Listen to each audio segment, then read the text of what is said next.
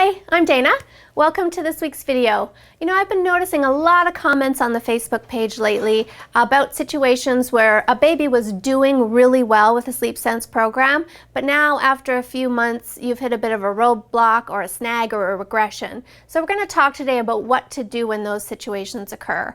There was somebody on there that said, hey, what is going on here? My baby's not sleeping as well anymore. I thought this was a one and done situation.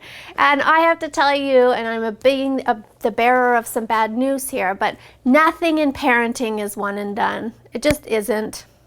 You teach your child some rules, you're going to have to constantly remind them of those rules, teach them those rules, consequence them for not following those rules, and that's going to be for life. I'm sorry to tell you, but children are just going to be natural boundary pushers, and they're going to test you periodically to just make sure, hey, just because it's a rule today doesn't necessarily mean it's going to be a rule a week from now. So they're going to just test you and make sure that, yep, it's still the rule, and then they're going to go back to the correct behavior. So it can just be a matter of what I call testing the waters. And that might be, you've had smooth sailing with sleep for a few months, and then for no other reason at bedtime tonight, she protests for 20 minutes. And the problem is that it's alarming for you, right? You're thinking, what's wrong? Is she sick? Is she teething? Is she scared? What's going on in there? And you start to second guess yourself and her. And it's easy to start intervening, going in, giving her lots of attention, having cuddles.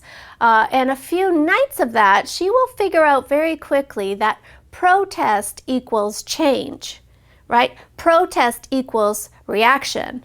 And she may start backstepping into more and more protest because it's getting rewarded in certain ways. So you really want to be careful. Definitely make sure that she isn't actually sick or that something's not going on. And if you see a tooth cutting the gum, then maybe that's why she's having a little bit of trouble tonight, and you can assist with whatever kind of pain relief you might offer a teething baby. But other than that, you don't want to do too much different. You want to, just make sure, check on her periodically, remind her that it's sleepy time, and let this ride out. And the good news is that it'll only take a night or two, and she'll go, okay, rules are still rules. The expectations are still the same. I'm going to go back to being a great sleeper again.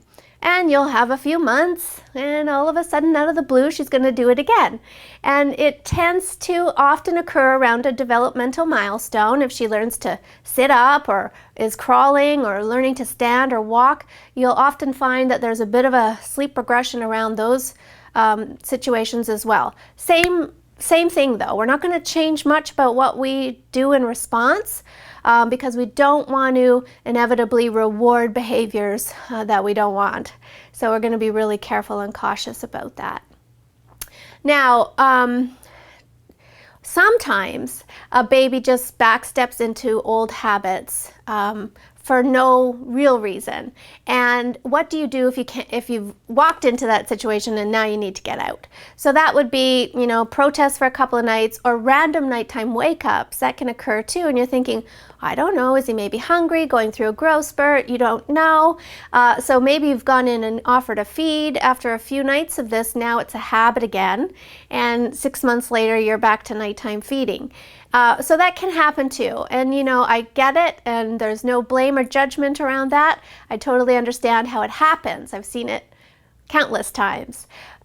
The good news is this baby can sleep well. She's proven to you that she has the skills to do this. So if you've backstepped yourself into a bit of a situation, just get back on the plan, right? Dust off your copy of the Sleep Sense program and start it again.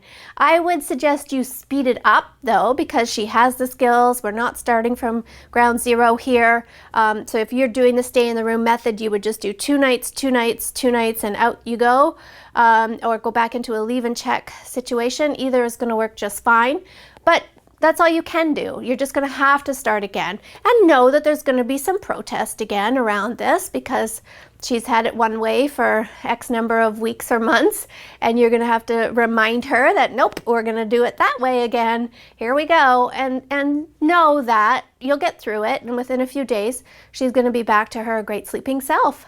All right, so that's my advice. You're gonna have it, it's gonna happen. Just hold on tight to your expectations, hold on tight to your boundaries, and I promise you it will blow over. Thanks for watching today. Sleep well.